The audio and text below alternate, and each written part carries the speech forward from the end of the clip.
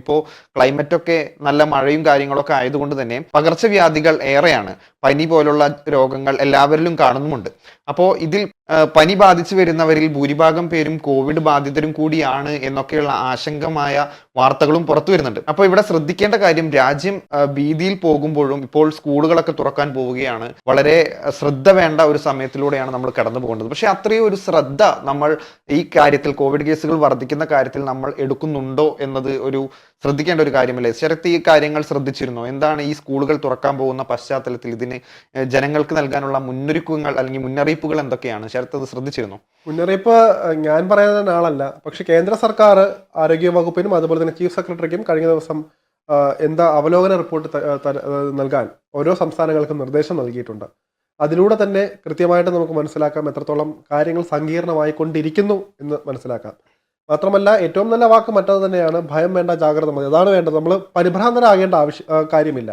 ഇവിടെ കൂടുതൽ നമ്മൾ ജാഗ്രത പുലർത്തേണ്ടതുണ്ട്. മാത്രമല്ല, നമ്മൾ എത്രത്തോളം സീരിയസ് ആയിട്ട് കാണണമെന്ന് വെച്ചാൽ കഴിഞ്ഞ 24 മണിക്കൂറിനിടെ മാത്രം 7 പേരോളമാണ് കോവിഡ് ബാധിച്ച് മരിച്ചത്. മറ്റൊരു കാര്യം എന്ന് വെച്ചാൽ, നമ്മൾ ഇതിന് വാഹകരാവുകയും ചെയ്യുന്നുണ്ട്. മാത്രമല്ല, നമ്മളെ നേരിട്ട് ബാധിച്ചില്ലെങ്കിൽ പോലും വീട്ടിൽ തന്നെ പ്രായമായവർ കാണും, ഗർഭിണികൾ കാണും, അല്ലെങ്കിൽ കുഞ്ഞു കുട്ടികളൊക്കെ കാണും. അവരെയൊക്കെ പെട്ടെന്ന് പ്രതിരോധശേഷി തുലം കുറവായവരിൽ പെട്ടെന്ന് ഇത് പിടിപെടാൻ സാധ്യതയുണ്ട്. അതുകൊണ്ട് തന്നെ കൂടുതൽ ജാഗ്രത വേണം. നേരത്തെ പറയുന്ന പോലെ തന്നെ കേരളത്തിലാണ് ഏറ്റവും കൂടുതൽ കേസുകൾ വരുന്നത്. മഹാരാഷ്ട്ര 420 എത്രയോ കേസുകളല്ലോ, കേരളത്തിൽ 1147 ഉണ്ട്. ഇവിടെ ടെസ്റ്റുകൾ കുറച്ചുകൂടി കൂടുതലുണ്ട്. ഇവിടുത്തെ ആരോഗ്യവകുപ്പ് നമുക്കറിയാം മറ്റ് സംസ്ഥാനങ്ങളെക്കാൾ കാര്യക്ഷമമാണെന്ന് ഈ ഘട്ടത്തിൽ പറയാതിരിക്കാനാകില്ല. എന്തായാലും നമ്മൾ കൂടുതൽ സജ്ജരായിരിക്കുക. മാത്രമല്ല, അശോക് സൂചിപ്പിച്ചതുപോലെ തന്നെ സ്കൂളുകളൊക്കെ തുറക്കാനിരിക്കുകയാണ്. നമ്മൾ കൂടുതൽ ശ്രദ്ധിക്കേണ്ട ഒരു കാര്യമാണ്. സ്കൂളിൽ നിന്നുള്ള പല അസുഖങ്ങളും, അതായത് ഇത്തരത്തിലുള്ള വൈറൽ ഫീവറുകൾ ഇപ്പോൾ കൂടുതൽ വരാൻ പോകുന്നു.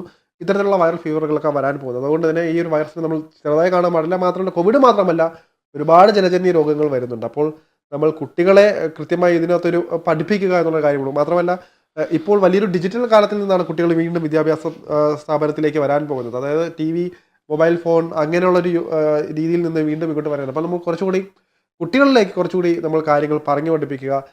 ഈ കൈ കഴുകുന്നതിനെ കുറിച്ചുള്ള ബോധവൽക്കരണം, അതുപോലെ തന്നെ മാസ്ക് ധരിക്കേണ്ടതിൻ്റെ ആവശ്യകത, ഇതെല്ലാം കൃത്യമായിട്ട് കുട്ടികളിലും നമ്മൾ പകർന്നു നൽകേണ്ടതുണ്ട്. ഇത്തരത്തിലുള്ള നിയന്ത്രണങ്ങളിലൂടെയൊക്കെ കടന്നുപോയാൽ മാത്രമേ നമുക്ക് ഈ കോവിഡിനെ നമുക്ക് അകറ്റി നിർത്താനാവുള്ളൂ. നമ്മൾ നേരത്തെ പറഞ്ഞ പോലെ തന്നെ വലിയൊരു ആശങ്ക എടുത്തു വെക്കുന്നതിനേക്കാൾ നമ്മൾ പ്രതിരോധം തീർക്കുക എന്നുള്ളത് തന്നെയാണ് ഇതിൽ ഏറ്റവും വലിയ കാര്യമായിട്ട് പറയാനുള്ളത്.